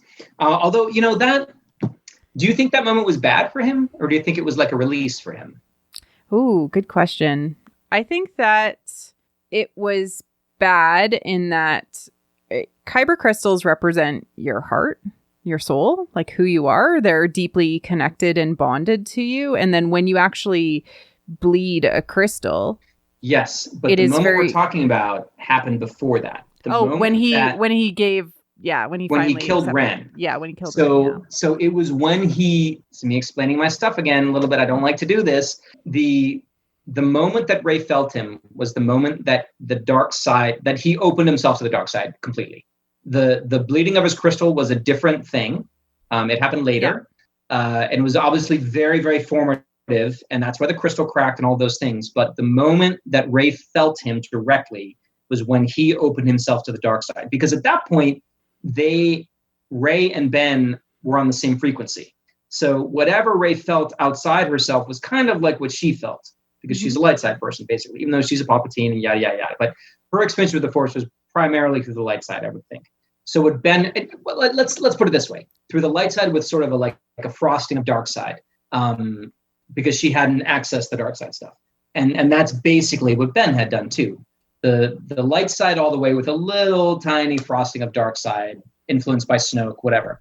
But that was when Ben really, really let himself open up. And that's why you have the Force lightning in the background. And all of the things that you see there were designed to suggest that Ben was really like, that's the moment he fully turns. That is the moment he turns. Are you okay with getting theoretical here?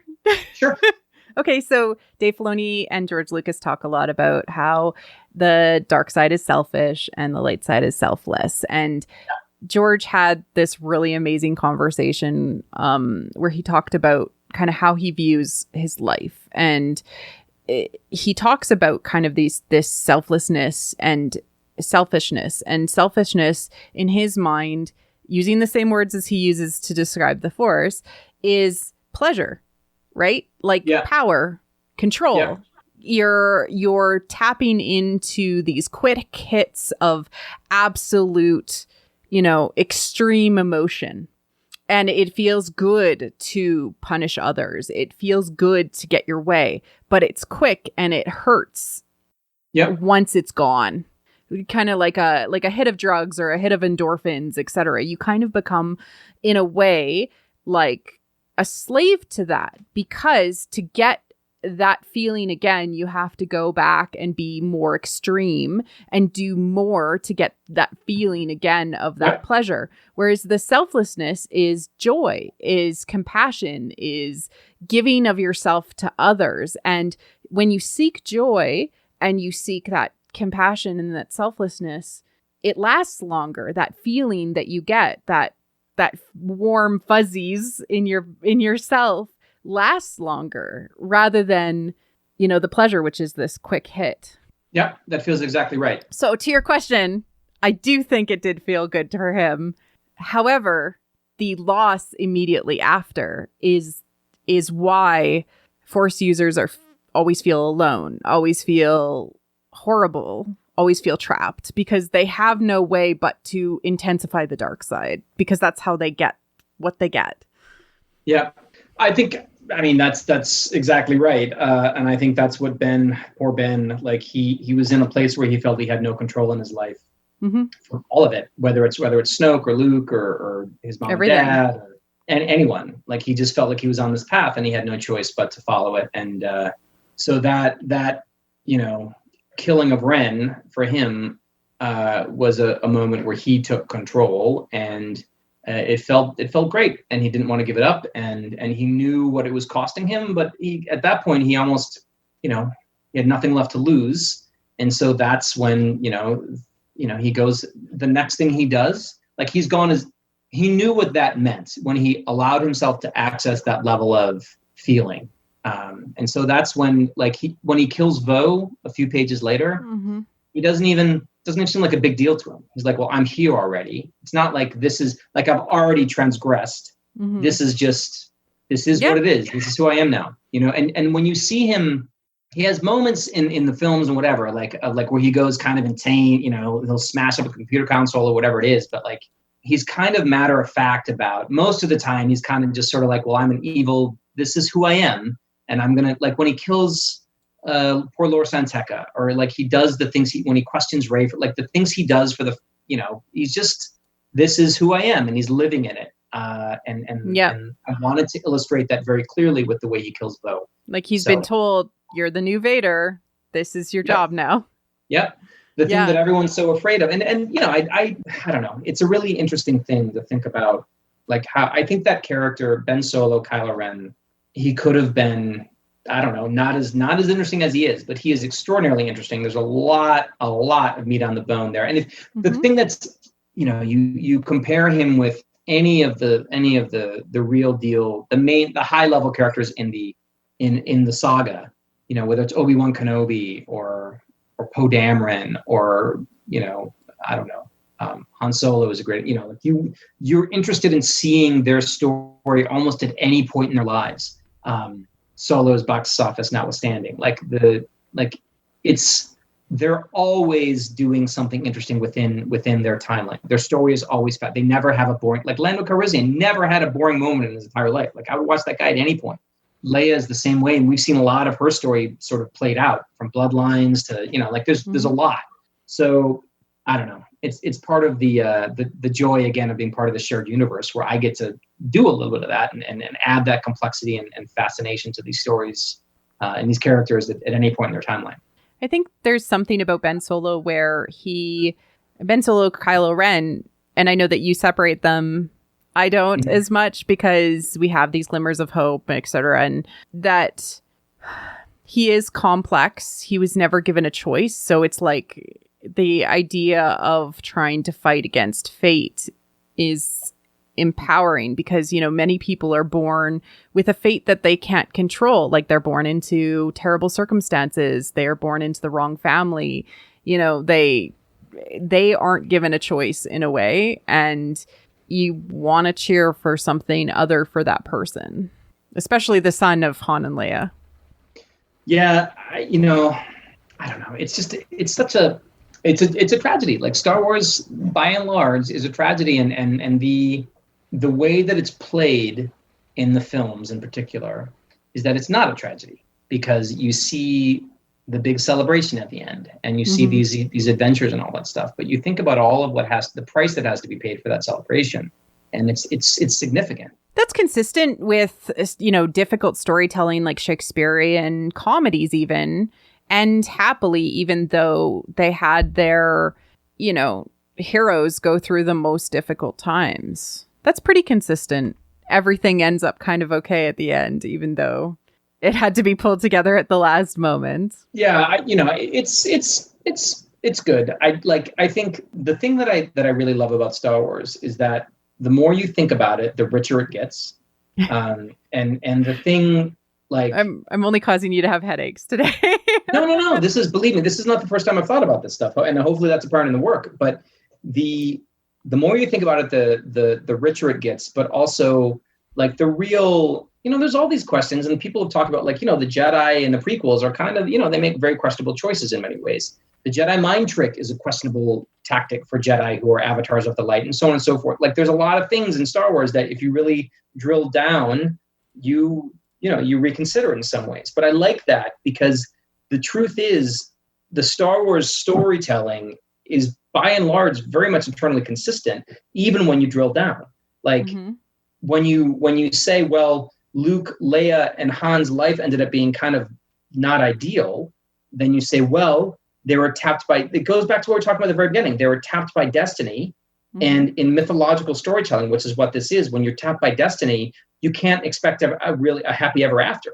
Your job is to serve destiny, and then I think it depends on your tradition, though. Like fairy tales, you're tapped by destiny because you are the hero. You are attempting to, fulfill the role by which the world, the village, etc., needs to be saved.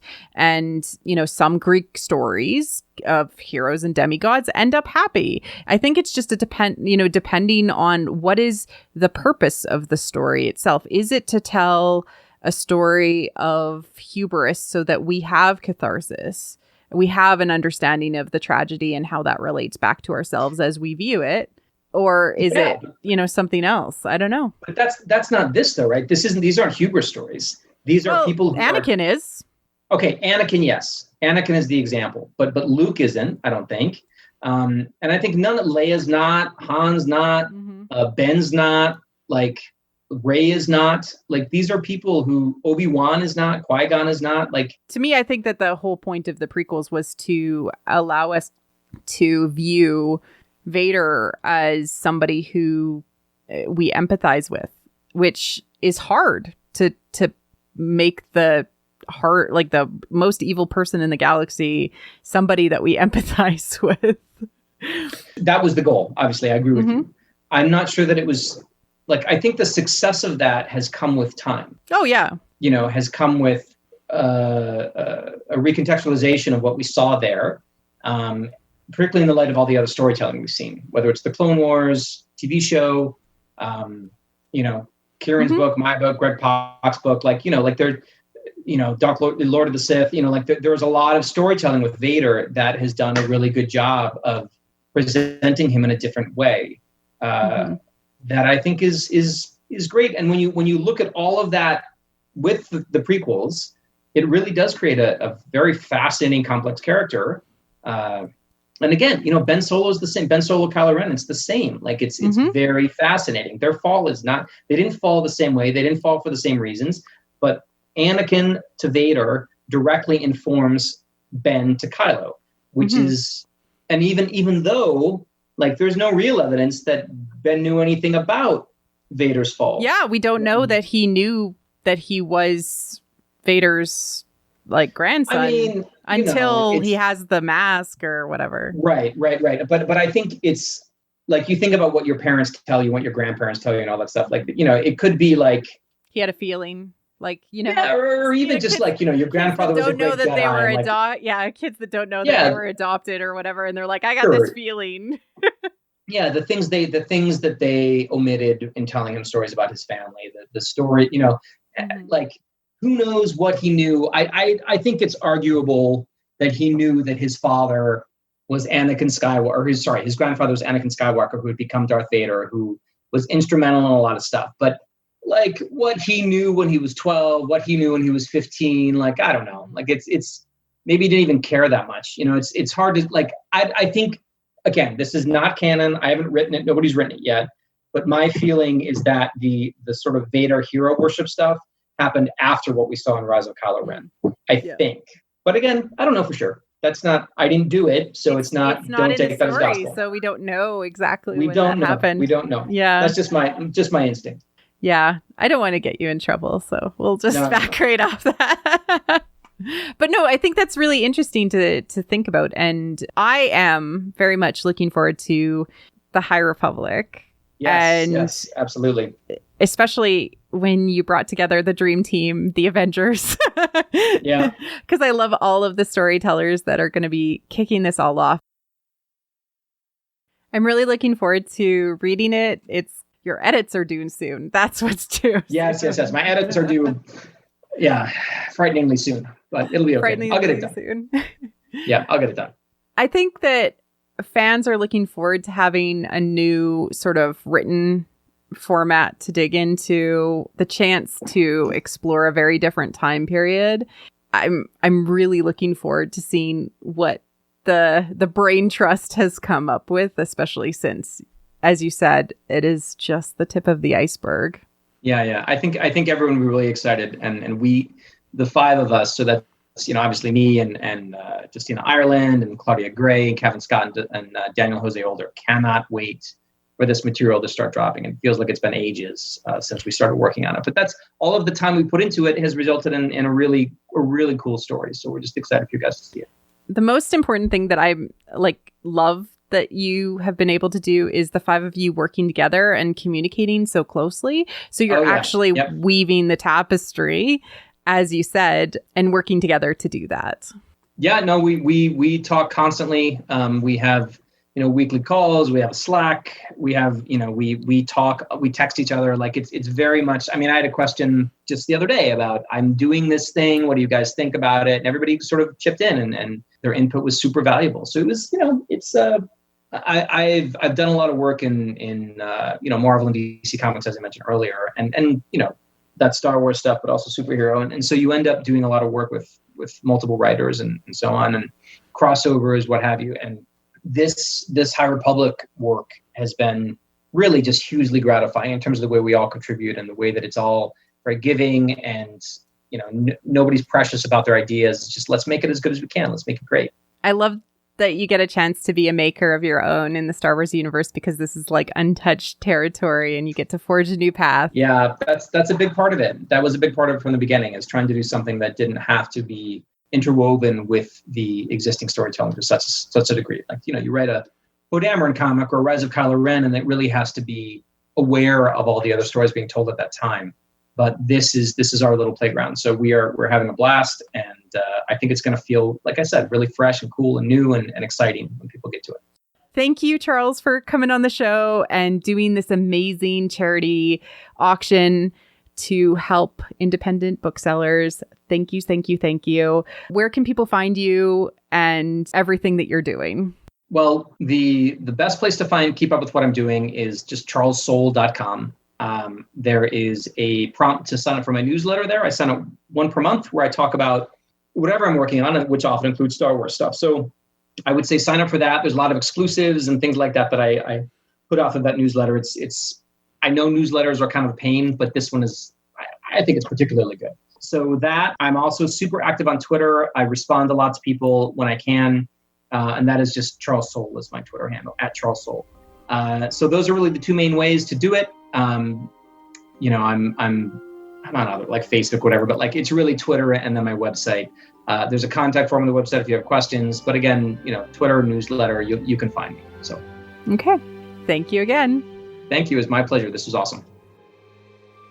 Thank you for listening to What the Force. I'm Marie-Claire Gould, your host. Our music is orchestral music composed by Christy Carew for What the Force. We have a Patreon at patreon.com/whattheforce. We'd like to thank all our patrons, especially those who love and are obsessed with What the Force. Melody, Night Huntress, In Wild Space, Susan, Brad, Anna Perez, Macau Mom, Neil, and James. Make sure you like and subscribe on your podcast app of choice or on YouTube. Leaving a 5-star review on iTunes helps other people find the show. You can connect with us on Twitter at What the Force Show, What the Force Podcast on Facebook, or on our website, whattheforce.ca. We also have a new Discord. Links are available in the liner notes. Feel free to reach out and start a conversation. Cheers.